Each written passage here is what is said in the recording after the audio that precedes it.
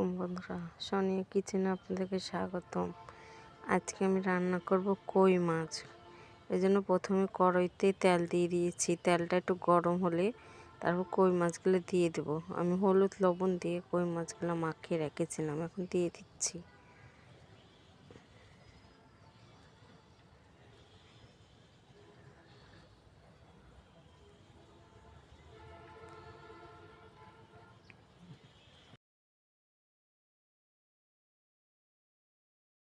মাছ ভাজা হয়ে গেছে, এক পিসটা উল্টে দিচ্ছি। আমি আরেক পিসটা কই মাছ ভাজে নেবো।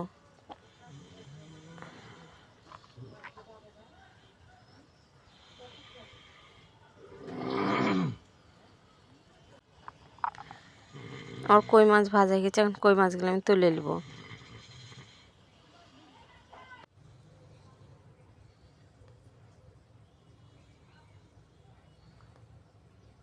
আমি কই মাছগুলো হালকা করে ভেজে নিয়েছি।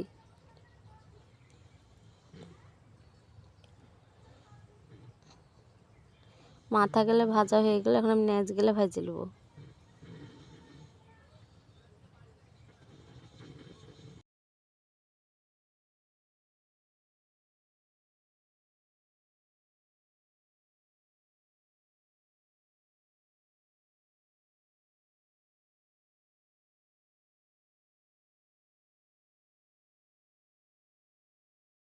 আমার ন্যাজগুলোও ভাজা হয়ে গেল, এখন ন্যাজগুলো তুলে নেব।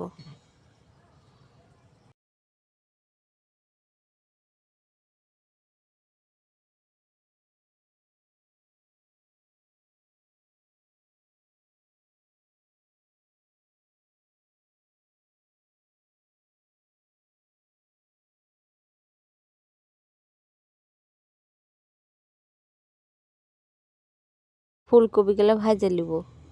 আলু আর ফুলকপি ভাজে নেব, হালকা করে ভাজে নেব।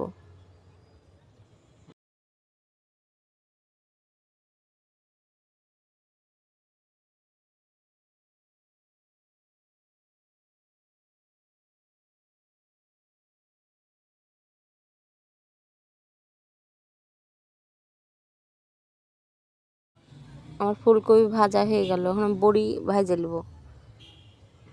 বড়িও আমি হালকা করে ভেজে নেব। বড়ি ভাজা হয়ে গেল, এখন পেঁয়াজগুলো ভাজে নেব। পেঁয়াজের মধ্যে সামান্য জিরে দিয়ে দিলাম।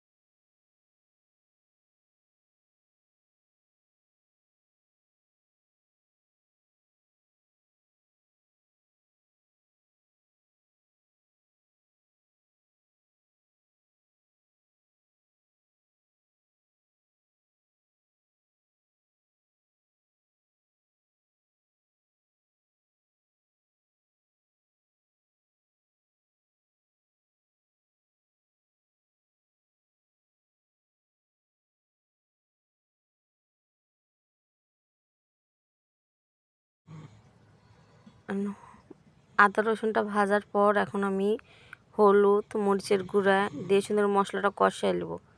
দেখেন আমার মশলাটা সুন্দর কষানো হয়ে গেছে, মশলা থেকে আমার তেল বাড়াই গেছে।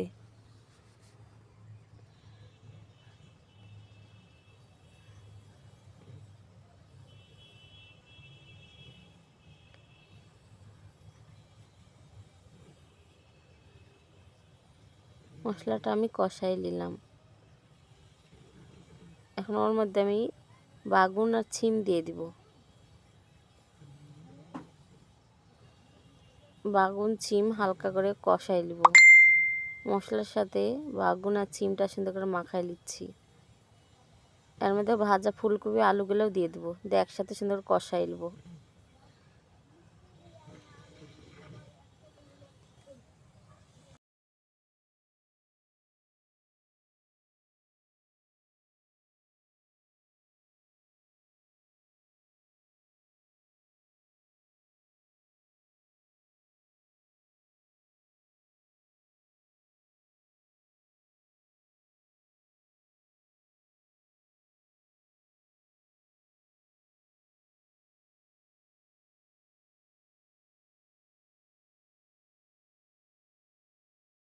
আমার কষানো হয়ে গেছে, এখন পানি দিয়ে দেব।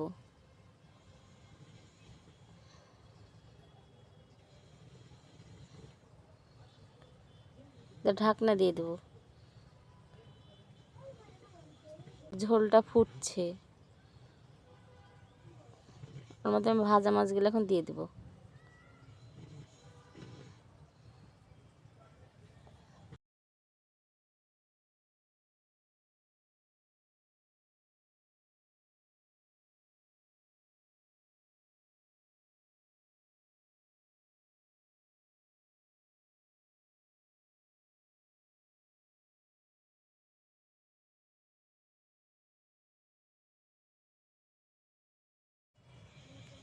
আমার তরকারিটা হয়ে গেছে, আর একটু হবে, এখন ভাজা বড়িগুলোও দিয়ে দিব।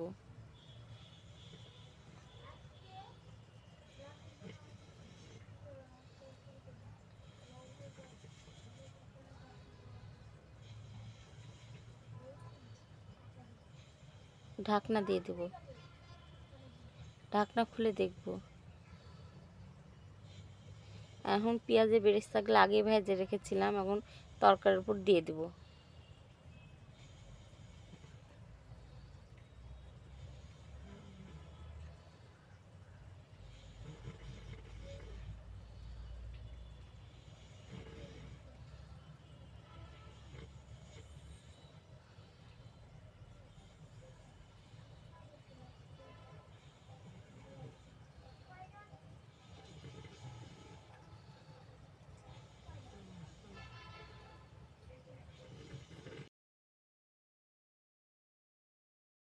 সুন্দর কই মাছের তরকারি হয়ে গেছে। ফুলকপি, বাগুন, বড়ি, ছিম দিয়ে সুন্দর করে তরকারিটা আমি রান্না করে নিলাম।